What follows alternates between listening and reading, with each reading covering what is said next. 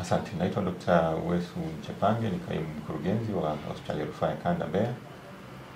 Leo hii tarehe 19 mwezi wa 6 mwaka 2025 tumepokea vifaa ikiwa ni msaada kutoka kwa wenzetu wa KCCO. Hawa ni wadau wa maendeleo. Wametusaidia vifaa mbalimbali vya uchunguzi na matibabu ya macho kwa watoto. KCCO ni wadau ambao tunashirikiana nao kwa muda mrefu sana. Tuna ushirikiano wa muda mrefu sana katika maeneo mbalimbali. Wametusaidia sana katika kuwafundisha wataalamu wetu kutoa huduma za macho kwa ufanisi zaidi.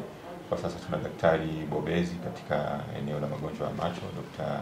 Barnabas Mshangila, ambapo wenzetu wa KCCO wamekuwa na mchango mkubwa sana katika kuhakikisha kwamba anapata mafunzo yatakayomwezesha kutoa matibabu ya macho kwa watoto kwa ufanisi zaidi.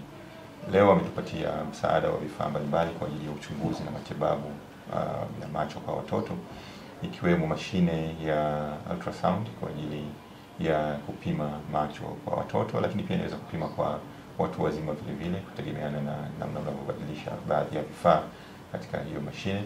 Lakini baadhi ya vifaa vinaweza kutumika katika matibabu ya macho kwa watoto, ikiwemo upasuaji wa macho kwa watoto. Vifaa hivi ni vingi na vina thamani kubwa. Kwa haraka vina thamani ya zaidi ya milioni 100.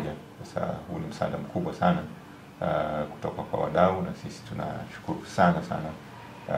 Lakini pia tunashukuru serikali namna ambavyo inaendelea kushirikiana na wadau mbalimbali wa maendeleo katika kuboresha afya za wananchi, kwa maana ya Tanzania wenzetu ambao tunawahudumia.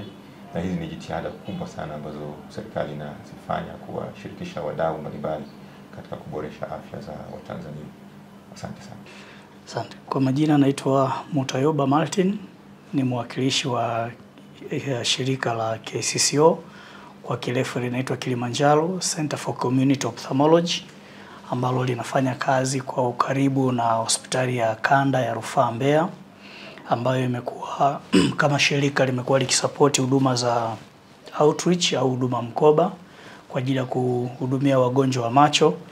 Na sasa pia kama KCCO tumeweza kutoa baadhi ya vifaa vya utangulizi kwa ajili ya huduma za macho kwa watoto. Kwa hiyo sisi kama KCCO tunafurahia sana kushirikiana na hospitali yetu ya Kanda ya Rufaa Mbeya, na ushirikiano mkubwa pia wa daktari pamoja na hospitali kwa ujumla.